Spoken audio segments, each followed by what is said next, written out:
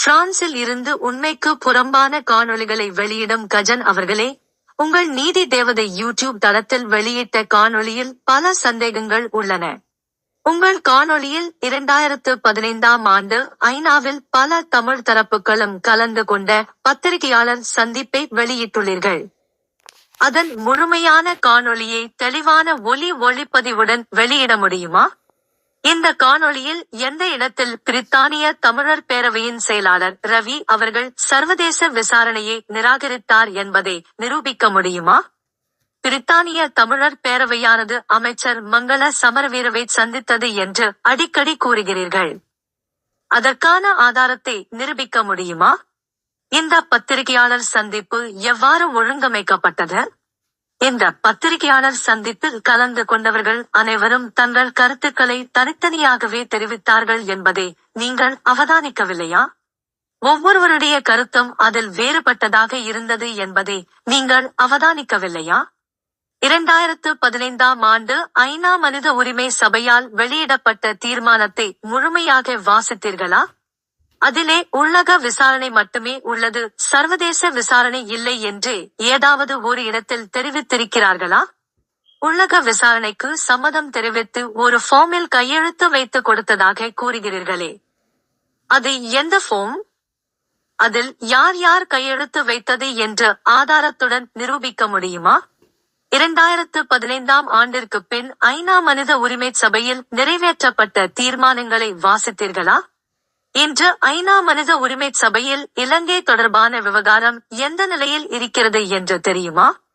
2015ஆம் ஆண்டு ஐநா மனித உரிமை சபை அந்த தீர்மானத்தை நிறைவேற்றுவதற்கு முன்பாக சர்வதேச விசாரணை தான் வேண்டுமென்று நீங்கள் ஏதாவது நாடுகளுடன் சந்திப்புகளை மேற்கொண்டு அதற்கான ஆதாரங்களை அவர்களிடம் கொடுத்தீர்களா? அவ்வாறு செய்திருந்தால் அதற்கான ஆதாரங்களை வெளியிட முடியுமா? 2009ஆம் ஆண்டில் இருந்து 2024ஆம் ஆண்டு வரை நீங்கள் சந்தித்த நாடுகளையும் அதில் ஏற்பட்ட முன்னேற்றங்களையும் பட்டியலிட்டு ஆதாரங்களுடன் நிரூபிக்க முடியுமா? நீங்கள் காட்டிய காணொளியில் எந்த இடத்திலும் பிரித்தானிய தமிழர் பேரவையின் செயலாளர் திரு ரவி அவர்கள் சர்வதேச விசாரணையை நிராகரித்ததாக கூறவில்லை.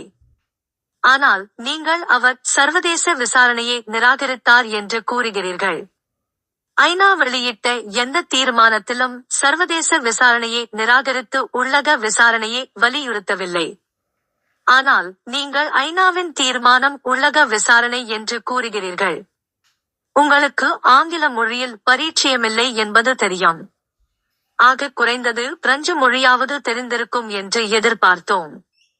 ஆனால் நீங்களே தமிழில் வெளியிட்ட காணொளியில் இல்லாத ஒன்றை இருப்பதாக கூறுவதை பார்த்தால் உங்களுக்கு தமிழ் கூட சரியாக தெரியாது போல தெரிகிறது. வரிக்கு வரி தேசிய தலைவரின் வழியில் வளர்ந்தவன் என்று கூறும் நீங்கள் வவுனியா இராணுவ கட்டுப்பாட்டு பிரதேசத்தில் நீங்கள் இருந்த பொழுது நீங்கள் தங்கி இருந்த வீட்டில் செய்த சமூக பிறழ்வான செயல் எங்கள் தேசிய தலைவரை தலைகுனிய வைத்திருக்கும் என்று உங்களுக்கு தெரியாதா? தமிழீழ விடுதலை புலிகள் இருந்திருந்தால் இன்று அதற்கு என்ன தண்டனை கிடைத்திருக்கும் என்று உங்களுக்கு தெரியாதா?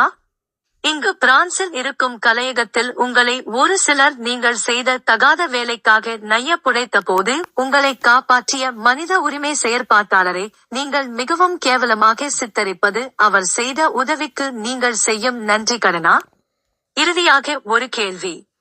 2015ஆம் ஆண்டு ஏற்பட்ட தீர்மானத்தில் இருந்து 2024 சர்வதேச விசாரணையை நோக்கி ஓஸ்லாப் ஊடாக சர்வதேச நிபுணர்களுடன் சாட்சி சேகரிக்கும் நிலைக்கு ஐநா மனித உரிமை சபையில் இலங்கை விவகாரம் தமிழர்கள் சார்பாக முன்னேற்றம் அடைந்துள்ளது.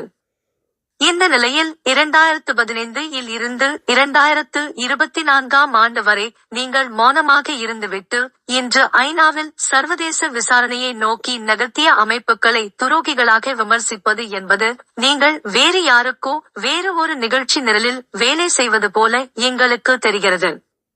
அப்படி நீங்கள் வேறு யாருக்கும் வேலை செய்வதாக இருந்தால் உங்கள் காணொளியில் இறுதியாக கூறிய வார்த்தைகளை மீண்டும் கேட்டு பாருங்கள். அந்த துரோகி என்ற சொல் யாருக்கு பொருந்துகிறது என்று உங்களுக்கு தெரிய வரும். நீங்கள் கூறிய அந்த தண்டனை யாருக்கு பொருந்தும்?